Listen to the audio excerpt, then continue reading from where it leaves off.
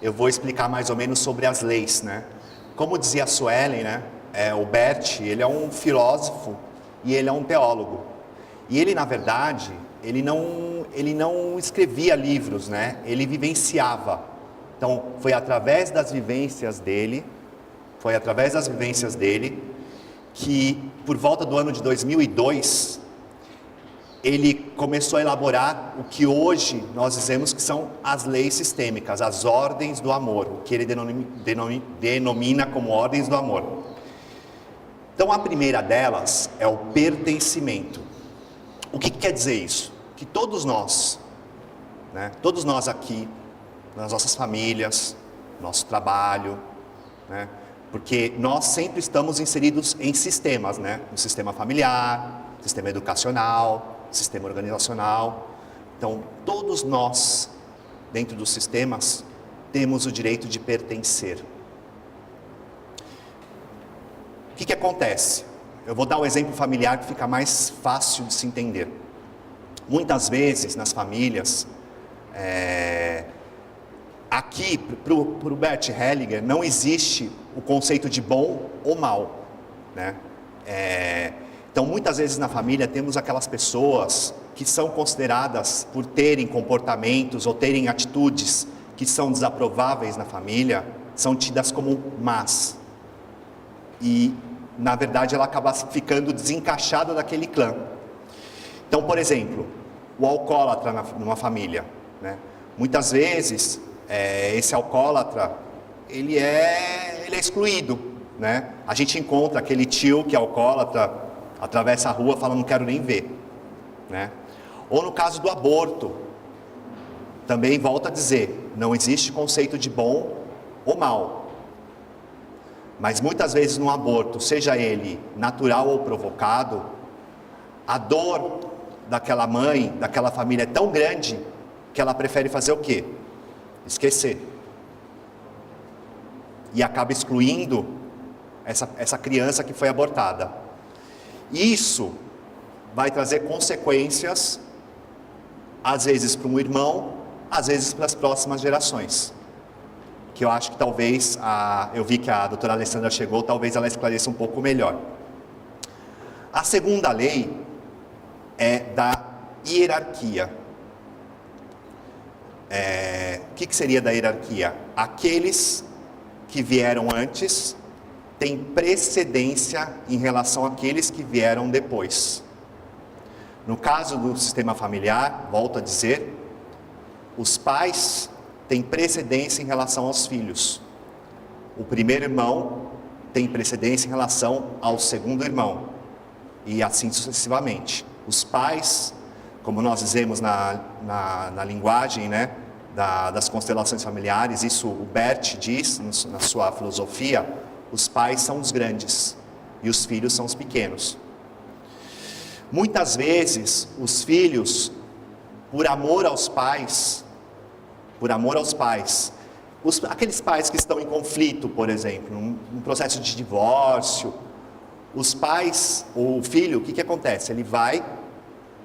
O pai ele vai para um novo casamento, o filho, por amor àquela mãe, ele toma o lugar do marido dessa mãe. Então ele se torna marido dela, e no mesmo nível que essa mãe. E muitas vezes, pai dos próprios irmãos. Isso, lógico, isso tudo é por amor e é inconsciente, né? Às vezes tem pais que são os pais, mas os filhos são pais desses pais. Por questões que esses pais de repente não conseguem estar ali no papel de pai, os filhos acabam passando, às vezes um filho acaba passando para um outro patamar. Então isso é muito comum nas famílias, e isso também causa desarranjos dentro do sistema familiar. Por exemplo, vou dar um exemplo que me ocorreu agora. No caso de um filho que ocupa o papel, às vezes de marido, ou uma filha que ocupa o papel de esposo dessa mãe ou desse pai, futuramente, quando ele for ter um relacionamento, ele vai ter dificuldades com esse relacionamento. Então, o que acontece? Numa constelação familiar, quando a gente coloca isso no campo, né, às vezes a pessoa vem com uma dificuldade de relacionamento, um divórcio conflituoso. E quando a gente vai olhar para isso, a gente vê que isso vem de lá de trás, vem dessa relação que ele tem com os seus pais. A terceira, estou tentando ser muito sintético, tá? Tem muitos detalhes aí. A terceira lei que o Bert, nas suas observações, ele acabou descobrindo, e que, detalhe, todas essas leis, todos nós aqui estamos submetidos. Não tem como fugirmos disso, é como a lei da gravidade. A terceira lei é o equilíbrio entre o dar e receber. O equilíbrio entre o dar e o tomar. Seria também a compensação. Eu vou dar um exemplo, que eu acho que fica mais fácil. Muitas vezes, num relacionamento de casal, um dos cônjuges dá muito, faz de tudo, tenta agradar o outro cônjuge. E depois, quando há separação, ele diz: nossa, mas eu fiz tudo por ele, fiz tudo o que eu podia, e ele me deixou, ou ela me deixou. Isso é injusto. E aí se coloca, às vezes, no papel de vítima. Só que, na verdade, quando a gente dá muito, e o outro não tem como devolver aquilo que nós recebemos, ou ele sai da relação, ou ele trai. Porque para ele a dívida dele é tão grande, que não tem como ele devolver. E isso serve para o relacionamento de casal, isso serve para o relacionamento de amigos. Com certeza aqui tem alguém aqui já teve um amigo que você fala: nossa, não aguento mais fulano, não aguento mais fulana, não posso mais ver. Porque às vezes a pessoa dá demais e você não tem como retribuir. E isso é comum às vezes numa organização, dentro de uma empresa, né? O chefe, que às vezes se coloca, agora eu vou misturar as leis. O chefe, o empregador que se coloca no lugar de pai. Isso é comum, né? Ele dá além daquilo que o empregado deveria receber. Isso acontece, né? Então ele se coloca no lugar de pai, porque os pais, eles dão. Detalhe, os pais dão, os filhos recebem.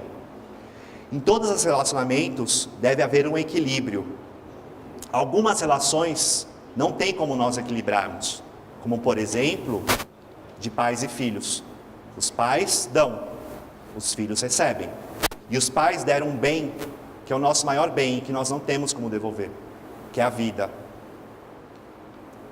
Então nós não temos. Outra relação que também não tem como haver um equilíbrio, sempre nós vamos estar em desequilíbrio, são dos nossos mestres, dos nossos professores.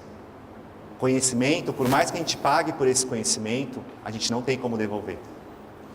Então é uma outra relação que sempre está desequilibrada.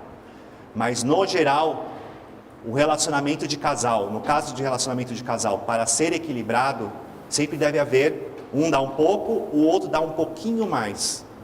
Aí o outro vai lá dar um pouquinho mais, e assim o relacionamento vai crescendo e vai se mantendo com o tempo.